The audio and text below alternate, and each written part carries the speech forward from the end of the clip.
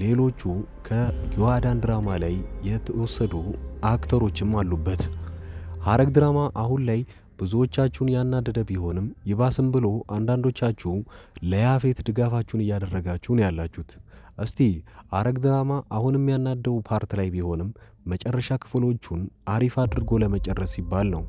እናንተ የራሳችሁን ሀሳብ እየሰጣችሁ ሐረግ ድራማ ክፍል 7 እየተጫነ ስለሆነ ሙሉ ክፍሉን ወዲያውኑ የምንለቅላችሁ ይሆናል።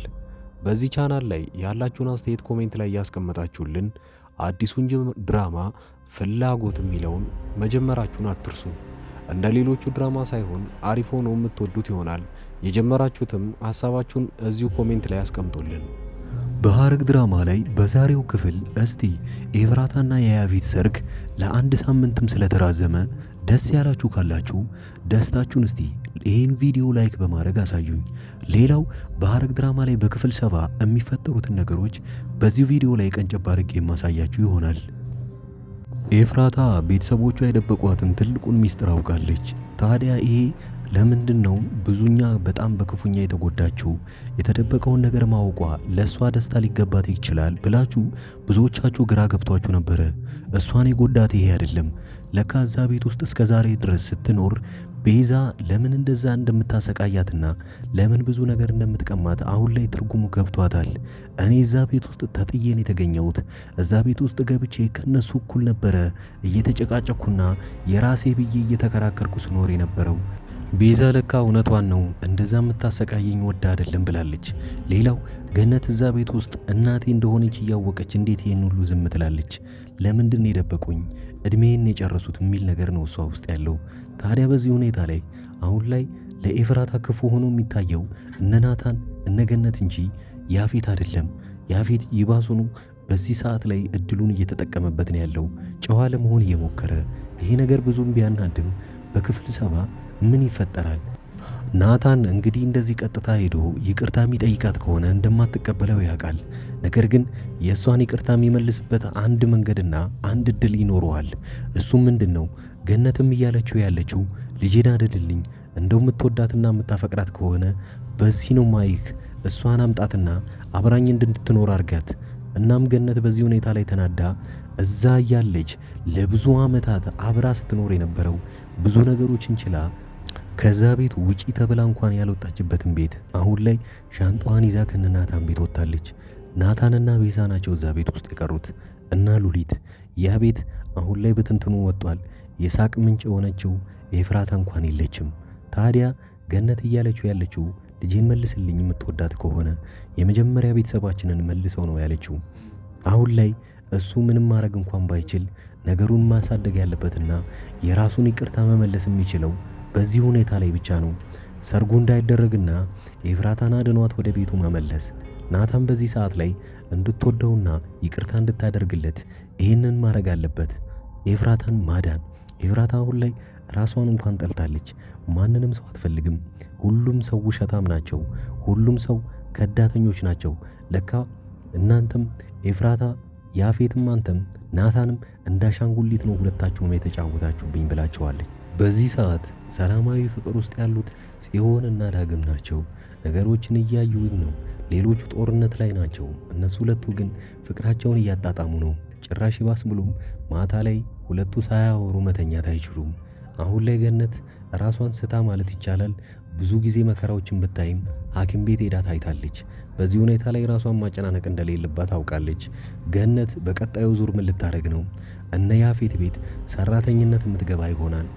ይህን የምታደርገው በቀጣዮቹ 3 ቀናት ውስጥ ኤፍራታ ወደ ቤቷ የማትመለስ ከሆነና እሷን ማናገር የማትችል ከሆነ እንደ ሰራተኝነት ወዳ ሳይሆን አሁን ላይ በፈቃዷ እዛ ቤት ውስጥ ሰራተኝነት መቀጠር ትጀምራለች ማለት ነው።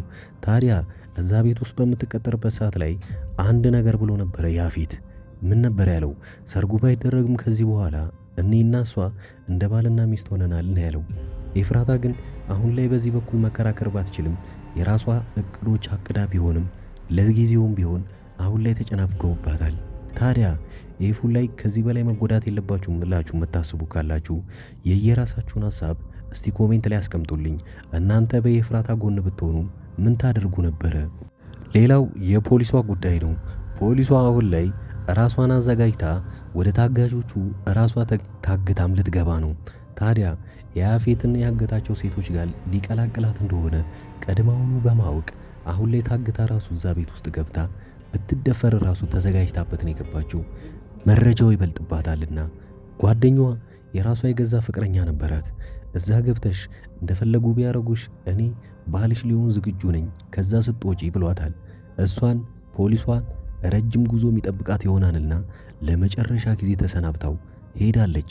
ያፌት አሁን ላይ በብዙ ነገር ተዘናግቷል። በዚህ ሰዓት ቢያጠቁት በቀላሉ ሊሸነፍ ይችላል። የናታን ጉዳይስ ምን ይሆን? በቀጣዩ ክፍል ራሱን ያዘጋጅቶ የራሱ የሆነ የመጀመሪያ ጠላቱን ሊጋፈጠው ፊት ለፊቱ የሚሄድ ይሆናል። ያፌትና ናታን አሁን ላይ የግል ጦርነቱን የሚጀምሩ ይሆናል። በሐረግ ድራማ ላይ ሙሉ ክፍሉን ኮሚኒቲ ፖስት ላይ ቀደም ብዬ ስለመለቀላችሁ ለዚህ ቻናል አዳዲሶች ሰብስክራይብ በማድረግ ኮሚኒቲ ፖስት ላይ ብቻ ጠብቁን። ሙሉ ክፍሉን በዛው የምንለቀው ይሆናል። እስከዛው ድረስ ግን ለእናንተም ለእኛም መልካም ጊዜ። ውድ የአዳዲስ ቲቪ ተከታታዮች እንኳን ደህና መጣችሁ። ወደዚህ ቻናል ከመጣችሁ እናንተ ተከታታይ ድራማ ይመቻችኋል ማለት ነው። ከተከታታይ ድራማ ውስጥ ኢትዮጵያ ውስጥ ሆኖ አሁን ላይ በጣም አሪፍ እይታ ያላቸውና አሪፍ ተቀባይነት ያላቸው ድራማዎች አራቱን ልንገራችሁ። የመጀመሪያው ጽናት ነው። ሁለተኛው ሐረግ፣ ዮአዳን እና ክህደት ናቸው። የእነዚህን ተከታታይ ድራማዎች ካልጀመራችኋቸው እኔ አጠር ያለች ማብራሪያ ስለ እነሱ ሰጥቻችሁ ደስ ያላችሁን ድራማ እናንተ ትጀምሩታላችሁ። የመጀመሪያው ጽናት ድራማ ብዙዎቻችሁ የምትወዱት ይሆናል። ምክንያቱም ምናልባት ከአረብ ሀገር ሆናችሁ የምታዩ ሰዎች ካላችሁ ይሄ ድራማ ለእናንተ ነው። ጽናት ከሀገር ቤት ወደ ከተማ ትመጣና ወደ ውጪ እስክትሄድ ድረስ አንድ ቤት ውስጥ ተቀጥራ እየሰራች ነው። ታዲያ የቀጠሮ ቀኗን ወይንም የበረራ ቀኗን እየጠበቀችና ብዙ ክፍያ ካደረገች በኋላ ያንን ስትጠባበቅ እዛ ሰራተኝነት የተቀጠረችበት ቤት ውስጥ እየሰራች እያለ አንድ ትልቅ ነገር ይፈጠራል። ከአሰሪው ልጅ ጋር ግንኙነት ትጀምርና ብዙም ሳይቆይ ነገሮቹ ይበላሻሉ። በዚሁ ላይ የሚያጠነጥን ፊልም ነው። ሁለተኛው ሐረግ። ሐረግ ድራማ ላይ ሁለት በትንንሽነታቸው የሚታወቁ በአባት አንድ የሆኑ ወንድማማቾች ነገር ግን ካደጉ በኋላ በጣም ትልቅ ጠላት ሆነው እዛ ላይ የምናየውን ነገር አብረን እናያለን። ፍቅረኛ ይነጣጠቃሉ፣ ንብረት ይነጣጠቃሉ፣ ነገር ግን ወንድማማቾች እንደሆኑ አያውቁም። ሐረግ ድራማ እዚህ ነገር ላይ ነው የሚያጠነጥነው። ዮአዳን አንዲት ምስኪን ሴት በባህል ሀብቶችና በትልልቅ ሰዎች የእሷ የሆነን ነገር ለመንጠቅ ሲሞክሩና እሷ ግን ብልጠትነቷን ከነሱ በላይ የምታሳየቸው ፊልምና ብዙ ታሪኮች ያሉበት አሪፍ ድራማ ነው። ሌላኛው ክህደት ነው። ክህደት የሚለው ፊልም አሁን ላይ በጣም አሪፍ እየታየ ያለ ነው። ክህደት አንድ ጓደኛውን በጣም የሚወዱት ሁለት ጓደኞች አሏቸው። ታዲያ በዚህ ጊዜ ጓደኛው የልቤ ጓደኛ ናቸው ብሎ ለእነሱም ማያረገው ነገር የለም። ብዙ ነገር አድርጎላቸዋል። ነገር ግን ትንሽ እንደቆየ ይታመምና በጣም እርዳታ ሲፈልግ ከጓደኞቹ የሚጠብቀውን እርዳታ ሳያገኝ ይቀርና ይልቁኑ በዛኑ ልክ ይጠቀሙበታል። ይሄኔ ታዲያ እሱ ካወቀ በኋላ ምንን ማድረግ እንዳለበትና እንዴት ከነዚህ ጓደኞች ሊበቀል እንደሚችል የሚያሳይ አሪፍ ፊልም ነው። አሪፍ ጥራትና አሪፍ ኳሊቲ ተደርጎበት ካራክተሮችም በጣም አሪፍ የሆኑና የሚያጓጓ ፊልም ሐረግና ክህደት ናቸው። ሁለቱ ፊልሞች ምንም አይነት ንዝናዜ ምናምን ሳይበዛባቸው ወሬም ሳይኖራቸው ቀጥታ ምንም አይናችሁን ሳትነቅሉ የምታዩት ፊልም ነው። ሌላኛው ጽናት የሚለው ፊልም ታሪኩ አሪፍ ሆኖ ነገር ግን ብዙ ወሬዎች ስለሚበዙበት ምናልባት ፊልሙ ሊሰለቻችሁ ይችላል። ነገር ግን ፊልሙ እንደዛ የሚሰለቻችሁ ከሆነ እኔ በየጊዜው የእያንዳንዱን ክፍሎች እንደዚሁ አይነት በትረካ መልክና እናንተን ለጥያቄ ያተሳተፈ ለመልስም አስተያየት እንደሰጡበት አድርጌ አንዳንድ ቪዲዮ ለእያንዳንዱ ክፍል እሰራለሁ። ዮአዳን ድራማ ብዙ ሰዎቹ ስትጀምሩት በጣም አሪፍ ድራማ ነበረ። እስከ ክፍል 40 እና እስከ ክፍል 45 ያለውን ድረስ ብዙዎቻችሁ በጣም አሪፍ አድርጋችሁ ስታዩት ነበረ። ከክፍል 45 በኋላ የዳይሬክተሩ አቅጣጫ ፊልሙን ስለቀየረው ብዙዎቻችሁ ጠልታችሁትና የጥንቆላ ስነ ስርዓትን እያስገባችሁበት እኛ ከዚህ ምን መማር አለብን የሚለውን ካያችሁ በኋላ ለተከታታይ 2 ሳምንታት ፊልሙ ሳይለቀቅ ስለቆየ ረስተውት በዛው ትታችሁት ነበረ። ነገር ግን አሁን ተመልሳችሁ እንድታዩበት እምመክራችሁ አንድ ነገር አለ።